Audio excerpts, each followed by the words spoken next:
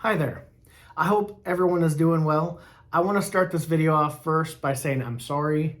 I'm sorry it has been so long since I've made my last video. It's been a couple months. As many of you know, or as I've mentioned in prior videos, my day job, I am a music teacher, and fall is one of the busiest times for me of the year. It's from about July until the end of December. It's just crazy busy. And so it's been hard to find a moment to get to the videos. So today, luckily I had a few minutes that I could sit down and actually finally make this video. So I first want to start by saying I'm sorry. I will do a much better job, or I'll try to do a much better job of making more videos more often. It's been probably quite a large gap, so I apologize. Well, in the time since my last video to today, I have seen my doctor with my 3-year follow-up, and it is fine. My right eye, where I had the cross-linking, has held exactly as it was from a year after. No improvement, no degradation. Everything is as solid as it was after the cross-linking. Of course, without the scleral contact lens, everything is extremely blurry. And it was before the cross-linking too. So for me, I went into the cross-linking having already had really blurry vision because I had almost 5 points of astigmatism in my right eye. So things were really hard to see anyway. I was seeing triple vision. I was seeing ghosting of everything. I'd look at the moon and I'd see 3 moons. It was insane. Now, if I don't have my contact lens in, the scleral contact lens in, everything is still blurry. Everything is still pretty much the same as it was before the cross-linking, but it's really the scleral contact lens that has opened up the world being back to 2020 again. So for me, and really, as I understand, cross-linking isn't really to make a correction. You know, when you get LASIK surgery, that corrects your vision. The cross-linking just stops the degradation. It stops your eye from deteriorating.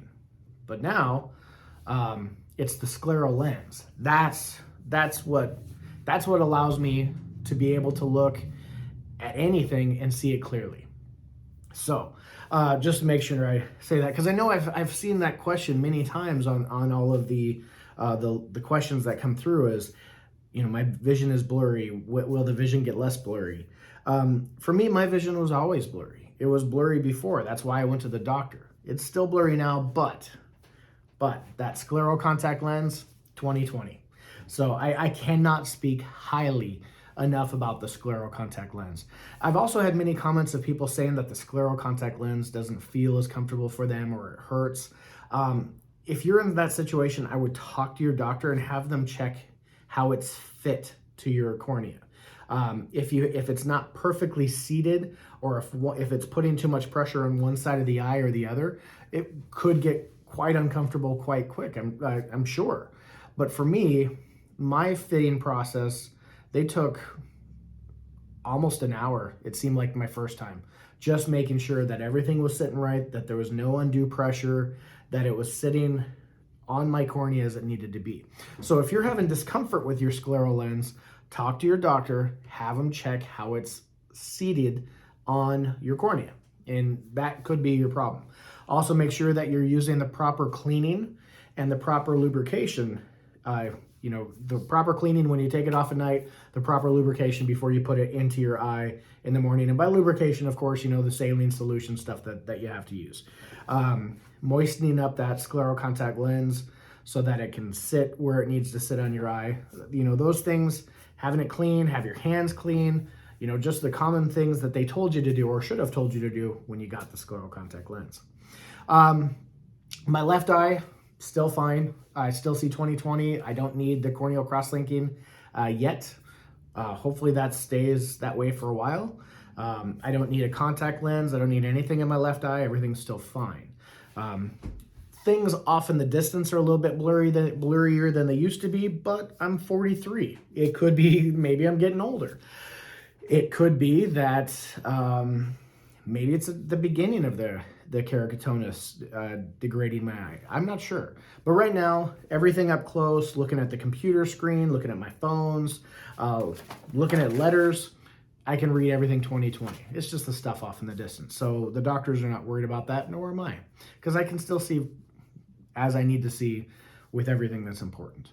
So I hope everything is going great for all of you. Just, remember if I have not answered your questions, talk to your doctor. I'm not a medical professional. I do these videos to hopefully help people who are going through maybe the same thing I went through, and you started looking online trying to find any information you could about keratoconus. I'm hoping that some of these videos help those of you who are, stumbling across this. But just know that for me, the cross-linking has stopped the degeneration of the keratoconus in my right eye. The cross-linking, so far, everything is holding steady. 3 years later, everything's still good. And ultimately for me, like I said, it's that scleral contact lens. Having that lens sitting in this eye, I love it. I love it so much. It makes my eye so comfortable. I've also had other comments, individuals saying that it's really hard to get it in, really hard to take it out. To get it in, one of the things I do, and I had a video about how I put my scleral contact lens in. One of the things I do is I'll look down and I look it's my right eye, I look that way. And I as my eyeball looks away and I hold my eye open, it gives more of a surface area that I can get the contact into. And you just have to kind of face the fear of you have to touch your eye with the contact. You just got to get used to it. The more you do it, the easier it gets, I promise. As far as taking it out, using the little plunger thing, don't ever go from the center. Never pull from the center of the contact lens. That hurts. Don't do it. Try to get as close to like the bottom corner of it as you can, where you can just barely get the bottom corner under the little plunger, and then gently pull away. Never pull it hard, fast away.